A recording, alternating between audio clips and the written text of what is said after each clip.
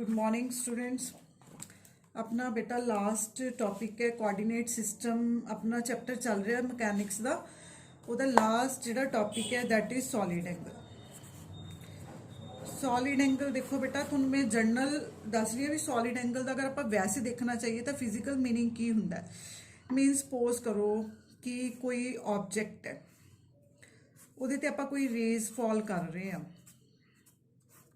ਹੁਣ ਜਦੋਂ ਇਹ ਰੇਜ਼ ਫਾਲ ਕੀਤੀਆਂ ਹੋ ਸਕਦਾ ਹੈ ਕਿ ਕੁਝ ਰੇਜ਼ ਇਹਦੇ ਚੋਂ ਪਾਸ ਕਰ ਜਾਣ, ਕੁਝ ਆਪਣੇ ਪਾਥ ਤੋਂ ਡੈਵੀਏਟ ਹੋ ਜਾਣ। ਤਾਂ ਆਪਾਂ ਜਿਹੜਾ ਇਹ ਆਊਟਰ ਸਿਸਟਮ ਹੈ ਸਾਰਾ ਇਹ ਸਾਰੇ ਆਊਟਰ ਸਿਸਟਮ ਨੂੰ ਆਪਾਂ ਨੇ ਸਟੱਡੀ ਕਰਨਾ ਹੈ। ਸਪੋਜ਼ ਕਰੋ ਕਿ ਉਰੇ ਆਪਾਂ ਕੋਈ ਇਨਸਟਰੂਮੈਂਟ ਲਗਾਇਆ ਹੋਇਆ, ਉਹ ਇਨਸਟਰੂਮੈਂਟ ਕੋਈ ਮਾਈਕਰੋਸਕੋਪ ਹੈ, ਕੋਈ ਟੈਲੀਸਕੋਪ ਹੈ, ਅਕੋਰਡਿੰਗ ਟੂ ਯੂਰ ਐਕਸਪੈਰੀਮੈਂਟ। ਤਾਂ ਤੁਸੀਂ ਜਦੋਂ ਇਹ ਸਾਰੇ ਸਿਸਟਮ ਨੂੰ ਆਬਜ਼ਰਵ ਕਰਨਾ ਹੈ ਤਾਂ ਤੁਹਾਡਾ ਮਾਈਕਰੋਸਕੋਪ ਜਾਂ ਟੈਲੀਸਕੋਪ ਇਹ ਸਾਰੇ ਸਿਸਟਮ ਨੂੰ ਐਟ ਏ ਟਾਈਮ ਸਟੱਡੀ ਨਹੀਂ ਕਰ ਸਕਦਾ। ਸਾਨੂੰ ਕੀ ਕਰਨਾ ਪਊਗਾ, ਸਾਨੂੰ ਇਸ ਟੈਲੀਸਕੋਪ ਜਾਂ ਜੋ ਵੀ ਤੁਹਾਡਾ ਡਿਟੈਕਟਿੰਗ ਇੰਸਟਰੂਮੈਂਟ ਹੈ ਇਹਨੂੰ ਰੋਟੇਟ ਕਰਨਾ ਪਊਗਾ। ਠੀਕ ਹੈ, ਜਦੋਂ ਆਪਾਂ ਇਹਨੂੰ ਰੋਟੇਟ ਕਰ ਰਹੇ ਹਾਂ ਇਹਦੀ ਵਿਜ਼ਨ ਦੇ ਵਿੱਚ, ਮਤਲਬ ਆਪਾਂ ਇਹ ਕਹੀਏ ਵੀ ਇਹਦੀ ਰੇਂਜ ਦੇ ਵਿੱਚ, ਇਹਦੀ ਰੇਂਜ 'ਚ ਜੋ ਆ ਰਿਹਾ ਹੈ ਉਹਨੇ ਇਹਨੂੰ ਡਿਟੈਕਟ ਕਰਨਾ ਹੈ ਜੋ ਇਸ ਇੰਸਟਰੂਮੈਂਟ ਦੀ ਰੇਂਜ 'ਚ ਆ ਗਿਆ। ਤਾਂ ਇਸ ਇੰਸਟਰੂਮੈਂਟ ਦਾ ਜਿਹੜਾ ਇੱਥੇ ਇਹ ਐਂਗਲ ਬਣ ਰਿਹਾ ਹੈ, ਇਹ ਕੋਨ ਬਣ ਗਿਆ ਇੱਕ ਤਰ੍ਹਾਂ ਦਾ, ਇਹ ਕੋਨ ਬਣ ਗਿਆ, ਇਹਨੂੰ ਸਪੇਸ ਕੋਨ ਵੀ ਬੋਲਦੇ ਨੇ ਔਰ ਇਹਨੂੰ ਸੋਲਿਡ ਐਂਗਲ ਵੀ ਬੋਲਦੇ ਨੇ। ਠੀਕ ਹੈ, ਦੈਟ ਮੀਨਸ ਕਿ ਜਿਹੜਾ ਇੱਥੇ ਇਹ ਕੋਨ ਬਣ ਗਿਆ ਇਹਦੀ ਮੈਜਰਮੈਂਟ ਹੋ ਰਹੀ ਹੈ ਇੱਕ ਤਰ੍ਹਾਂ ਦੀ ਇਸ ਇੰਸਟਰੂਮੈਂਟ ਦੇ ਨਾਲ। ਉਹ ਮੈਜਰਮੈਂਟ ਸਾਨੂੰ ਕੀ ਦੱਸਦੀ ਹੈ? ਉਹ ਮੈਜਰਮੈਂਟ ਐਕਚੁਅਲੀ ਸਾਨੂੰ ਫਲਕਸ ਦੱਸਦੀ ਹੈ। ਤੁਹਾਨੂੰ ਸਾਰਿਆਂ ਨੂੰ ਬੇਟਾ ਇਹ ਬਹੁਤ ਅੱਛੀ ਤਰ੍ਹਾਂ ਕਲੀਅਰ ਹੈ ਵੀ ਫਲਕਸ ਕੀ ਹੁੰਦਾ ਹੈ। ਫਲਕਸ ਹੈ ਫਲੋ। ਠੀਕ ਹੈ, ਉਹ ਫਲੋ ਰੇਜ਼ ਦਾ ਹੋ ਸਕਦਾ ਹੈ, ਉਹ ਵਾਟਰ ਦਾ ਫਲੋ ਹੋ ਸਕਦਾ, ਉਹ ਇਲੈਕਟ੍ਰਿਕ ਫਲਕਸ ਹੋ ਸਕਦਾ, ਉਹ ਮੈਗਨੈਟਿਕ ਫਲਕਸ ਹੋ ਸਕਦਾ। ਠੀਕ ਹੈ ਜੀ, ਤਾਂ ਦੈਟ ਮੀਨਸ ਕਿ ਫਿਰ ਇਹਦਾ ਮੀਨਿੰਗ ਕੀ ਹੈ ਸੋਲਿਡ ਐਂਗਲ ਦਾ? ਤਾਂ ਸੋਲਿਡ ਐਂਗਲ ਇੱਕ ਤਰ੍ਹਾਂ ਦੀ ਸਾਨੂੰ ਮੈਜਰਮੈਂਟ ਦਿੰਦਾ ਫਲਕਸ ਦੀ।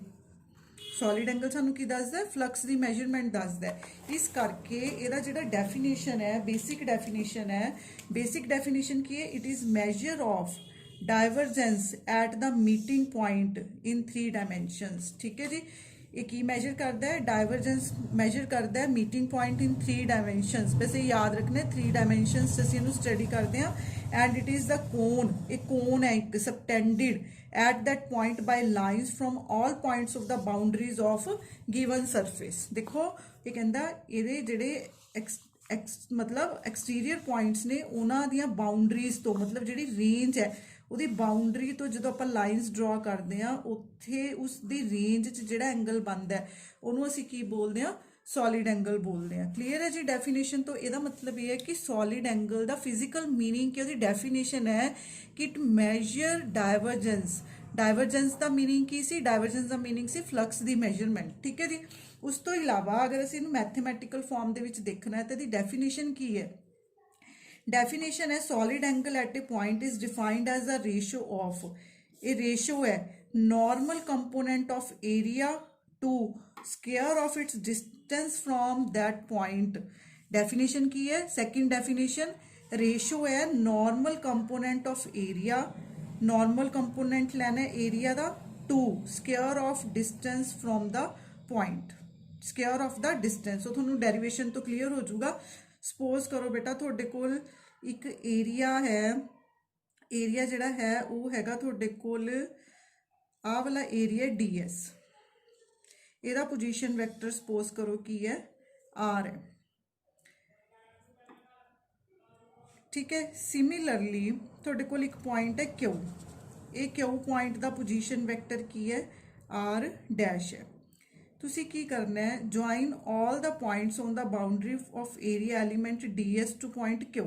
ਆਪਾਂ ਹੁਣ ਉਰੇ ਇੱਕ ਕੋਨ ਸਬਟੈਂਡ ਕਰਨਾ ਹੈ ਕਿ ਜੋ ਆਪਣੇ ਕੋਲ DS ਹੈ ਆਪਾਂ ਉਹਦੀਆਂ ਬਾਉਂਡਰੀਜ਼ ਨੂੰ ਮਿਲਾਤਾ Q ਪੁਆਇੰਟ ਦੇ ਨਾਲ। ਇੱਥੇ ਆਪਣਾ ਜਿਹੜਾ ਐਂਗਲ ਬਣ ਗਿਆ ਉਹ ਐਂਗਲ ਕੀ ਬਣ ਗਿਆ? ਆਪਣਾ ਸੋਲਿਡ ਐਂਗਲ ਬਣ ਗਿਆ। ਇਹਨੂੰ ਓਮੇਗਾ ਦੇ ਨਾਲ ਲਿਖਦੇ ਆ ਬੇਟਾ, D ਓਮੇਗਾ ਦੇ ਨਾਲ ਲਿਖਦੇ ਆ ਸੋਲਿਡ ਐਂਗਲ ਨੂੰ। This give cone, space angle of this is called solid angle.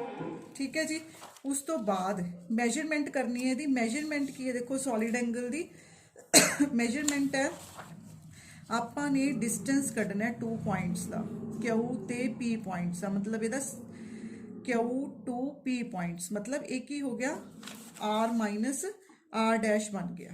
जे तुसी ध्यान नाल देखो बेटा इस डायग्राम दे विच आ एक ट्रेंगल बन रही है, ये ਆਪਾਂ ने आ डिस्टेंस कढ़ना है QP की बन गया R माइनस R डैश बन गया।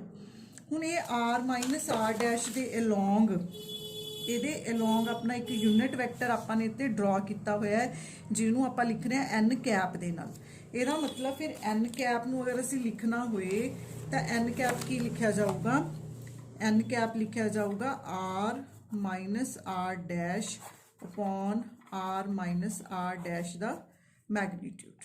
ਠੀਕ ਹੈ ਜੀ, ਦੇਖੋ QP है R minus R dash. Unit vector की हुंदा है, देखो वैक्टर की हुंदा है, वैक्टर ਉਹਦਾ मैगनीट्यूड ਉਹਦੀ डायरेक्शन, तो ਉਹਦੀ डायरेक्शन की होगी, direction vector itself upon its magnitude, क्योंकि ये QP ਦੇ लॉन्ग है, QP R minus R dash है तो वैक्टर बन गया, नीचे ਉਹਦਾ ਕੀ बन गया, मैगनीट्यूड बन गया। ਹੁਣ ਨੈਕਸਟ ਇਹਦੇ ਵਿੱਚ ਕੀ ਹੈ, ਕਹਿੰਦਾ DS ਡੈਸ਼ ਮੰਨ ਲਓ ਕਿ ਇੱਕ ਕੰਪੋਨੈਂਟ ਹੈ DS ਦਾ।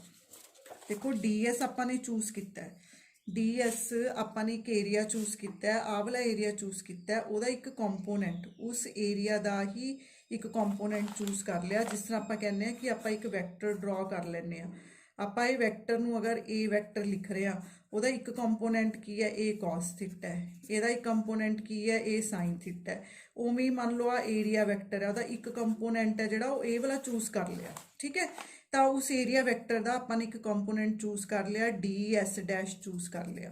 ਠੀਕ ਹੈ, ਉਹ DS ਡੈਸ਼ ਕੀ ਹੈ, ਕਿਉਂਕਿ ਉਹ DS ਡੈਸ਼ ਜਿਹੜਾ ਹੈ ਉਹ DS ਦਾ ਹੀ ਇੱਕ ਪਾਰਟ ਹੈ, ਤਾਂ ਉਹ DS ਡਾਟ n ਕੈਪ ਕਰਕੇ ਆਪਾਂ ਨੂੰ ਮਿਲੂਗਾ। ਯਾਦ ਰੱਖਣਾ ਬੇਟਾ ਸਟੈਪ।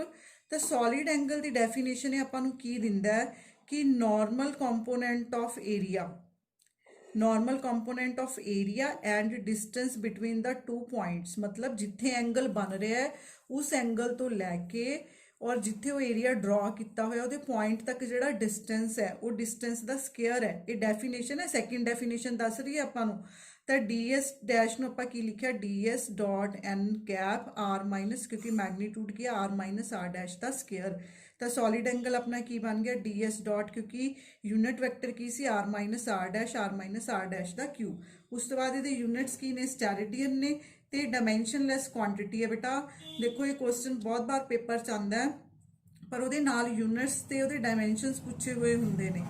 तो देखो उपर अपने कोल की बन रहा एरिया, लेंथ ब्रैडथ, एक आ डिस्टेंस का पॉइंट पे, यदा मतलब उरे L क्यूब बन गया, उपर नीचे भी तो L क्यूब ही है एक तरह का, तो वह कैंसल हो गया। तो एक ये एक डिमेंशनलैस क्वांटिटी है, तो ये यूनिट्स की ने स्टैरिडियंस, जिस तरह एंगल के यूनिट्स रेडियन होंगे ने, सॉलिड एंगल के यूनिट्स की ने स्टैरिडियंस ने, क्योंकि ये 3 डायमेंशनस दे विच आपां देख रहे हैं एक एंगल ही है ये। ठीक है जी, तो इत्थे बेटा थोड़ा जिहड़ा ये टॉपिक है खत्म है, इहदे नाल थोड़ा फर्स्ट चैप्टर भी कंप्लीट है कोआर्डीनेट सिस्टम। बट ये चैप्टर नूं तुहानूं बहुत ध्यान दे नाल करन दी जरूरत है, ये क्योंकि मैक्सीमम स्कोरिंग चैप्टर है बेटा। दी प्रॉब्लम्स ने जिहड़ियां वो मैक्सीमम प्रॉब्लम्स तुसीं करनियां ने। जिस तरह आपां ने कार्टीशियंस दा देखो रिलेशन किता सी, कार्टीशियंस दा आपां स्फेरिकल च किता सी, मतलब कि सानू XYZ ने जिहड़े आपां X नूं लिखिया सीगा R cos theta sin phi, Y सीगा R sin theta sin phi, Z की सीगा R cos थीटा सी। ये रिलेशन आपां डेवलप कीते सी, ये आपां XYZ नूं लिखिया सी R थीटा ते फाई दी फॉर्म दे विच। आपां इहदा उल्टा भी कर सकते हैं, मतलब आपां R नूं लिख सकते हैं XYZ दी फॉर्म च, थीटा नूं लिख सकते हैं XYZ दी फॉर्म च, फाई नूं लिख सकते हैं XYZ, मतलब इनवर्स रिलेशन भी आ सकते हैं पेपर दे विच। तां बेटा तुहाडी बुक दे विच एग्जाम्पल गिवन है express spherical polar coordinates in terms of Cartesian coordinates. तां इस तरह दी नंबर ऑफ एग्जाम्पल्स ने, और तुसीं कोशिश करनी है, तुसीं करोगे बेटा सारा कुछ हो जाऊगा ये। ठीक है, पिछले अपने शॉर्ट आंसर क्वेश्चंस पढ़ने हैं, और कुछ बच्चे तो बेटा फोटोस्टेट करवा के लै गए ने क्वेश्चंस, कुछ नहीं लैके गए। ठीक है, तो जोड़े बच्चे नहीं लैके गए बेटा कोशिश करो कॉलेज आओ तो अपनी बुक मेरे तो लैके फोटोस्टेट करवा लो। ठीक है जी, तो हर एक चैप्टर दे ਉਹਦੇ ਵਿੱਚ शॉर्ट आंसर टाइप क्वेश्चंस ने, तो जिमें जिमें तुसी चैप्टर ਤੁਹਾਡਾ कंप्लीट हो रहा है ਤਾਂ ਉਹਦੇ ਨਾਲ ਤੁਸੀਂ ਉਹ ਐਕਸਟਰਾ ਕੁਐਸਚਨ ਜਿਹੜੇ 2 ਮਾਰਕਸ ਵਾਲੇ ਕੁਐਸਚਨਸ ਨੇ ਪੜ੍ਹ ਲੈਣੇ ਨੇ, ਤਾਂ ਕਿ ਤੁਹਾਨੂੰ ਚੈਪਟਰ ਦੀ ਹੋਰ ਕਲੈਰਿਟੀ ਹੋ ਜੇ।